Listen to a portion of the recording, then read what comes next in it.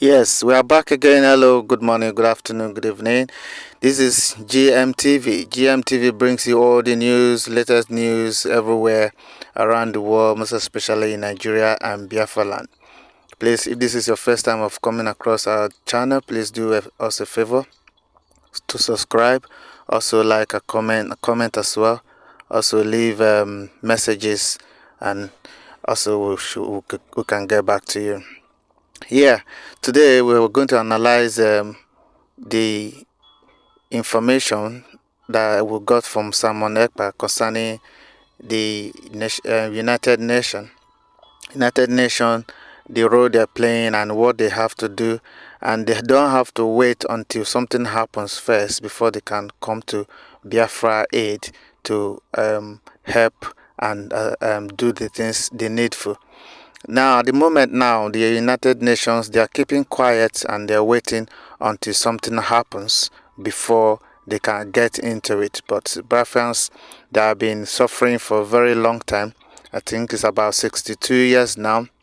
Even up to now, no one is coming to our rescue to do the needful. But when there's something doing ordinarily in a different area in the country or in the whole world, the United Nation, they do step in and say some kind of things. But in Biafra land, they don't do that. So we are appealing for the United Nations to come into Biafra land and rescue Biafra people from all this Fulanization and Islamization agenda that is going on at the moment. Please, I won't take much of your time. This video is a little bit long, and please do us a favor to stay to the end of this video because information is powerful. So if you don't know, you'll find out that the people that are in the United Nations are just like the politicians in Nigeria. They have nothing upstairs. And we are going to make them know, just like everybody they are now concerned about the politicians, the Biafra liberation movement is going to also make them talk about them. Because now they left the whole problem of Nigeria and they are talking about the politicians. Are the politicians the biggest problem? The answer is no. The problem of Nigeria is a fundamental problem that the United Nations do not want to make comment about. Good evening, good morning, good afternoon. Welcome to the program today, 17th day of March 2023. And we continue the radical awareness for Biafra liberation and Biafra exit from Nigeria. And this day we are going to address the comment from the United Nations. The comment from the United Nations after the general election, where they say that the election has revealed the faulty lines in Nigeria. So now, since this particular election have revealed the faulty lines in Nigeria, the question is, do they actually know the way forward, to solve this issue, since they have now understand there is faulty lines in Nigeria? And what are these faulty lines they are talking about? So we are going to address it today very, very quickly. I don't think this broadcast will last more than 1 hour. We are also going to address the threat coming from the touts and the Tinubu's boys, the so-called the president-elect boys in Lagos threatening Igbo. We're going to address that issue.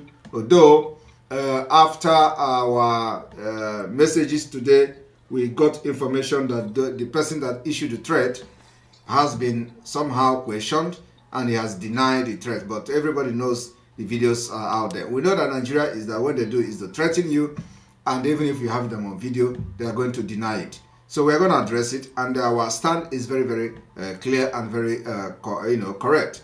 We are not abandoning the Biafra people in Lagos. No matter our political differences, we are not going to abandon them. In Igbo adage, they say, when you kill a madman, you will know that the madman has also families and siblings.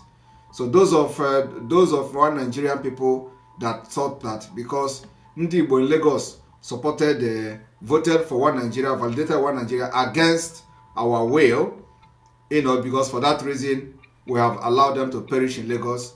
I have come to tell you this evening that you are in for a big joke. We can't abandon anybody. Any Igbo person, any Biafra, anywhere, we can't abandon them. We will protect them anywhere they are, even within the Nigeria state, until the last day we are going to exit from Nigeria. So for that time being, that we are still struggling to liberate Biafra from Nigeria, those in Lagos, we are going to also protect them, whatever we can do. So do not think that they have nobody to fight for them. Do not think that they have nobody to speak for them. Do not think that because they went out to vote against our will, now we have abandoned them and we're not going to fight for them. If you come to fight our people in Lagos, you will have a resistance. The resistance will come very, very strongly.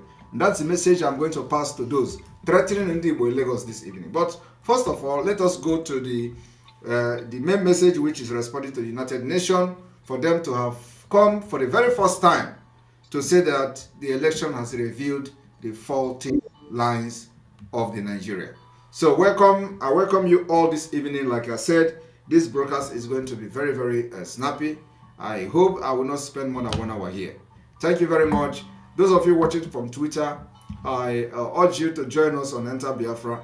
And wherever you are watching this program from, please join us on Enter Biafra so we can continue to make sure that the platform stand for the purpose of which it was built, for the purpose of disseminating this information and passing the information, creating this awareness, making sure that we are no longer bullied in any social media platform. We will not be bullied, and we have our own platform where we share this information and people can come here.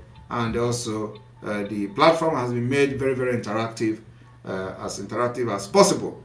So those of you on Twitter, we urge you to join our Enter Biafra platform and continue your comment and engagement from there. Thank you.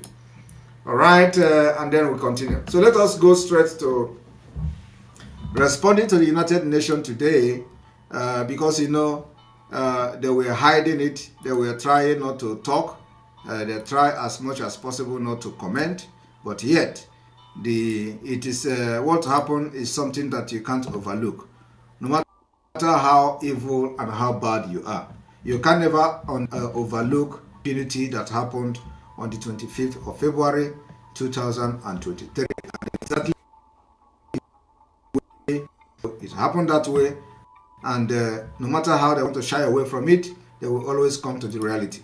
All right, so I want everybody to look at this. This is the comment coming from the United Nations official. Presidential poll revealed Nigeria 40 lines. UN official. The question is, if they have come to find out this 40 line only just because of the election, does it mean that all the killings of Biafra people, all the impunity going on, it is not enough reason to see that it was a 40 line? Does it mean that the UN don't know that the Nigerian military are recruiting Boko Haram and they are deploying them to Biafra land to kill people? Do they not know that the government as it is today have Fulanized and Islamized Nigeria to the extent that all the important positions has been taken over by the Muslims?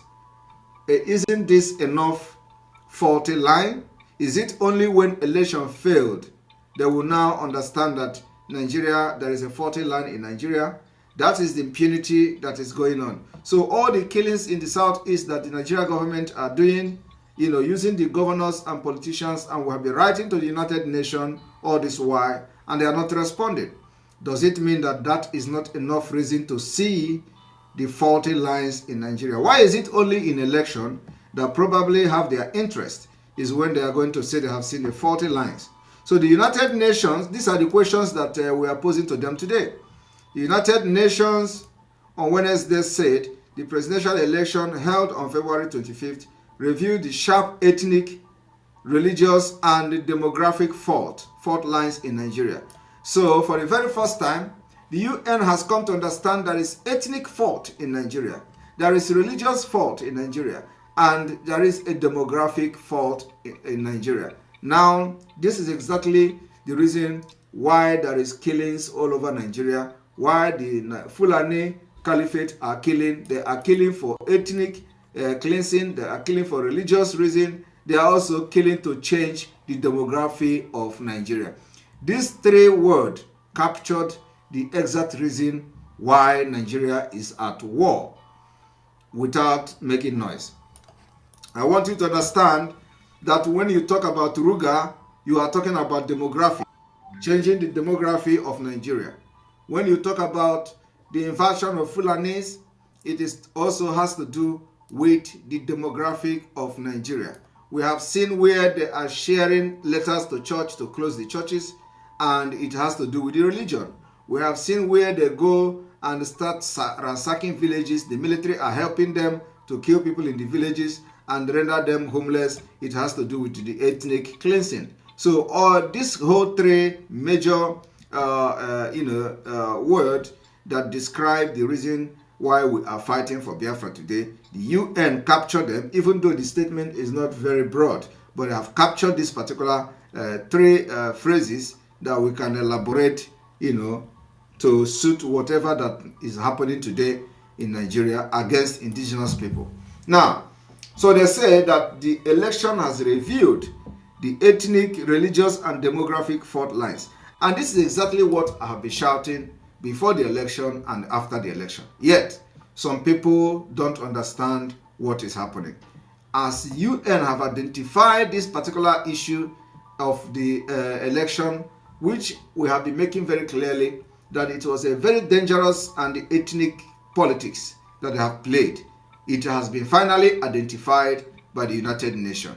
We will not stop here. We will continue to hit the point. We will continue to make Nigeria uncomfortable, and so that international community will talk and they will speak those things they don't want to talk about.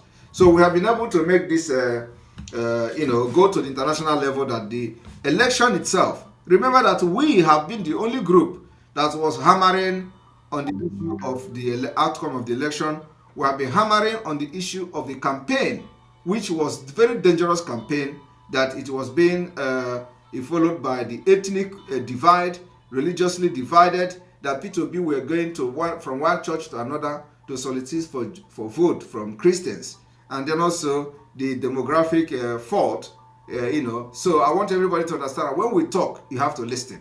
If you listen to us, you will know that this Biafra will come sooner than we expect. So despite the signing of peace accord by candidates and their political parties, I want you to understand that the UN also is playing ostrich here. They are, behaving as if they don't know what is going on. Because if they have been able to identify this particular ethnic, religion, and demographic fault line, why do they think that signing peace accord has to do with this solving the fault that I have found here? This particular ethnic, religion, and demography is not about the personal interest of the candidates that are running for the election. It has to do with a systematic mechanism that was designed to conquer Nigeria and turn it into the Islamic State. So it has nothing to do with the candidate themselves. Now here, they are relying on the peace of Nigeria based on the signing of peace accord by the candidate. And this is a misplaced priority, because the peace of Nigeria does not lie on the on the presidential candidate. Rather, it lies on the intent why there is ethnic, religious, and demographic. It's not about the candidates themselves. So the candidates can sign whatever peace accord they want to sign. It does not stop the agenda of this three thing here, which is the ethnic, religious, and demographic. This is where high intellect comes in to solve this problem. And the only way to solve this problem is to disintegrate whatever interests that join this. It's possible to have this three word here. Disintegrating it will be the only solution, not signing peace accord. The people that are signing this peace accord are people of interest, people of their masters, or the interest of their multinational corporations, or the interest of who they represent. They does not represent the interest of the people of the indigenous people in Nigeria. And that is why no matter how this accord they sign, the particular issue that propel the crisis based on ethnic, religious, and demographic fault will still be there. So the issue here is that the truth is that you cannot continue to make statements when you see that people are going to war. And when the war happens, you will begin to see who to blame. There is opportunity to solve this problem now before going to war. Like we have been saying it, in Africa, it is always that we allow you to fight and start killing each other before they will start talking. Started fighting as such, but the war is ongoing. We have been on the defensive side and nobody is talking. But until when this war, we're running around looking for how to send aid, looking for who to give all that. Now the possibility is there to disintegrate the cause of what is going to bring war in Nigeria, because the war is definitely going to come. And also stated that since Nigeria is standing at a crossroad, engagement in genuine dialogue involving all stakeholders will be pivotal to calling for accountability to restore confidence in governance. That is it. Another misplaced priority. If you know and identify the fact is standing at a crossroad, and I know everybody knows what this means when you say something is standing at a crossroad, which means that it is standing at a crossroad. Now the UN continued, engagement in genuine dialogue involving all the stakeholders will be pivotal. Now ask yourself, is Nigeria listening to this particular call for genuine dialogue involving all the stakeholders? Is this call for dialogue just about the election? Is the call by the United Nations just because of the outcome of the election, or is it because they have, is it because after the election have reviewed the faulty line, the faulty foundation of Nigeria, the ethnic religion, have a genuine dialogue involving all stakeholders? Is that because we need to know, is it because of what the election have reviewed and they have now seen it, or is it because they are just calling for this particular dialogue based on the outcome of the election? These are the two different things that we must put United for Biafra are not idiots. We are not miscreants. We are not fools. We are educated, we are smart, and we know what we are doing, and we know the reason we are fighting the way we are fighting. This thing they are just noticing after election, we notice it fight for Biafra. So we have known about it many years ago. Now, again, another misplaced priority is to say call for dialogue. Why not? Dialogue is not just about the election. It's not just about accountability. It's not just about confidence in governance, but about coming together to decide how, whether we want to be part of this entity or not. People have to vote to make their choice, either to remain a slave or to be free from slavery. So the call involving all the stakeholders is going to be pivotal. The calling for accountability governance is not just about restoring accountability or restore confidence in governance, but for the people to be able to decide whether they want to continue to be part of Nigeria or not. So my people of Biafra, United Nations is do now is not just about correcting them or trying to put them in the right perspective, what they should be calling for, but also to press the button very harder and push further. We need to continue to push very hard. We are going to be pushing it to the highest level so that more of their brains and their eyes will be open of Nigeria fault lines, because they have just noticed one small fault lines after the election last time, and your involvement in sit at home in making sure that you did not validate it in your millions nation to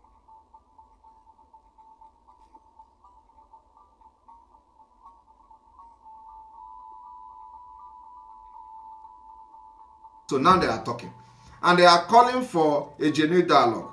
So this dialogue they are calling for is the right dialogue, but then they have to know the kind of dialogue they are calling for. It should be the dialogue for the people that are feeling aggrieved in Nigeria to decide whether they want to be part of Nigeria or not. And that will solve their problem. So that if they decide to be part of Nigeria, then whatever happens after that, they are going to take responsibility because they made that decision.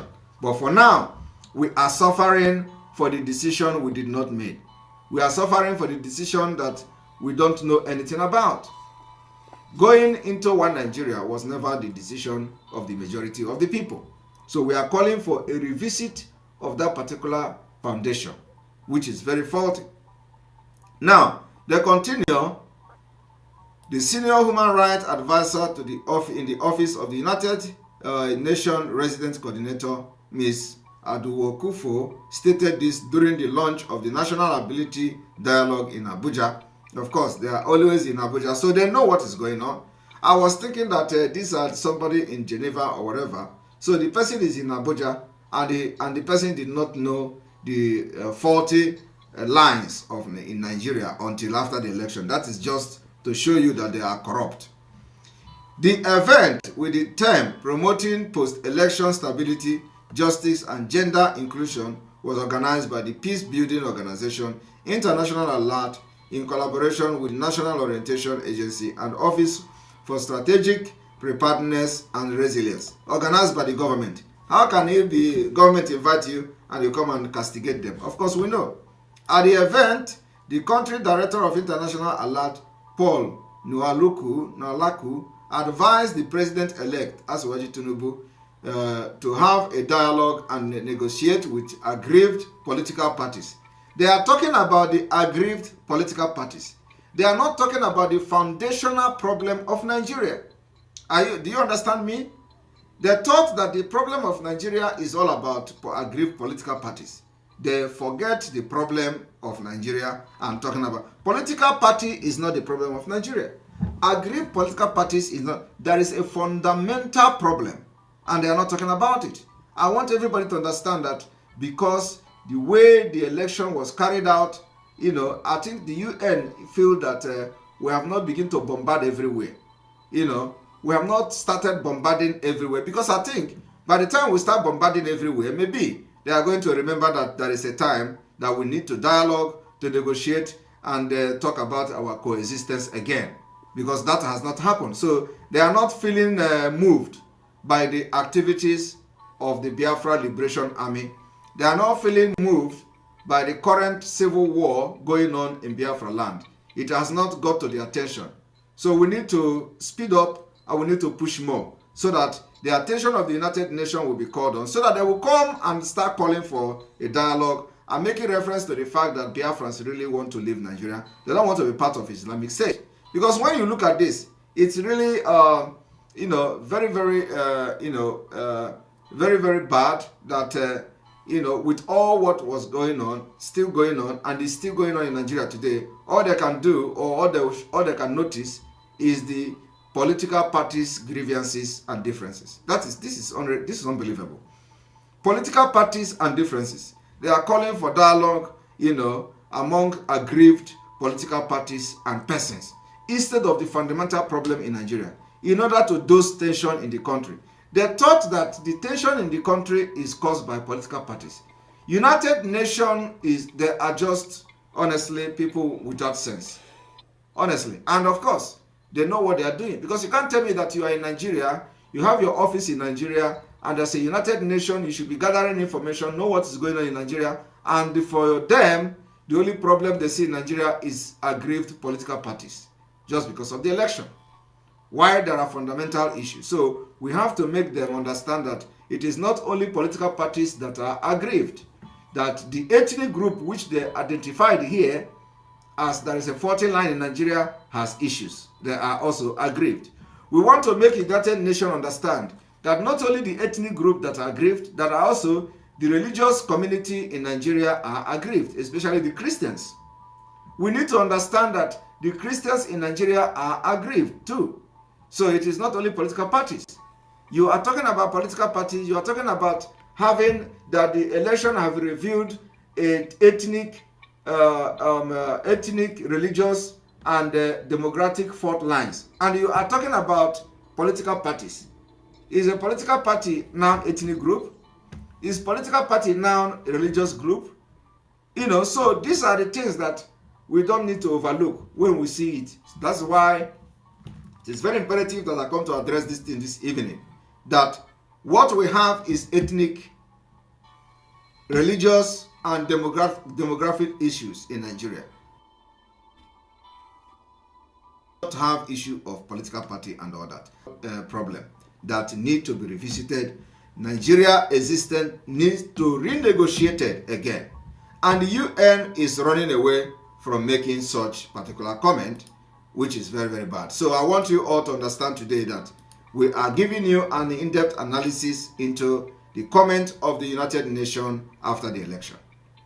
CAFO said, as we know, many peace accords which were based on the Constitution and the Electoral Act were signed both at the state and the federal level, where political parties made commitment to ensuring a peaceful climate. The presidential elections have revealed the sharp ethnic, religious, and demographic fault lines behind these numbers. This only serves to remind us it takes more than a signing of document. It requires genuine political will to translate papers' commitment into concrete action. That is exactly it. It goes beyond signing document. That is exactly what we are shouting for now. When they signed the document of amalgamating Nigeria, amalgamating the North, the South into one country, it was just a document which should go beyond signing document.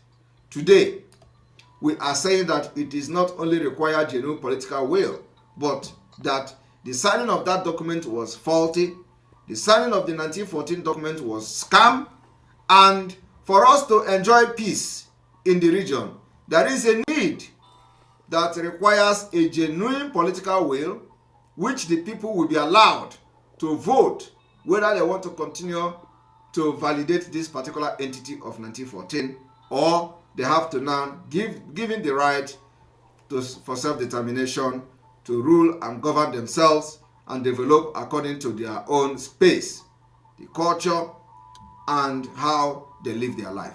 So that is missing. And until that issue is addressed, we will continue to carry arms against the state that kills us. Nyaloko said the incoming government must prioritize national reconciliation and seek to build broad support for democratic institutions and non-violent conflict resolution. How do you now prioritize national reconciliation and seek to build broad support when the people that made up Nigeria are no longer comfortable with it? When you have a Muslim ticket against a secular state, when you have identified that there is a religious fault lines, and the people you are talking about going into reconciliation have an ulterior motive that made them to have Muslim ticket, and you are now advising them, and you think that they have to abandon their original agenda, which was the reason they went into Muslim ticket and rigged themselves in, and they will now abandon that agenda and come to take your advice to reconcile Christians and Muslims in Nigeria. I don't understand what these people are talking about. But anyway, we know what we are fighting for. We know what is good for us, and we are going to fight till the end.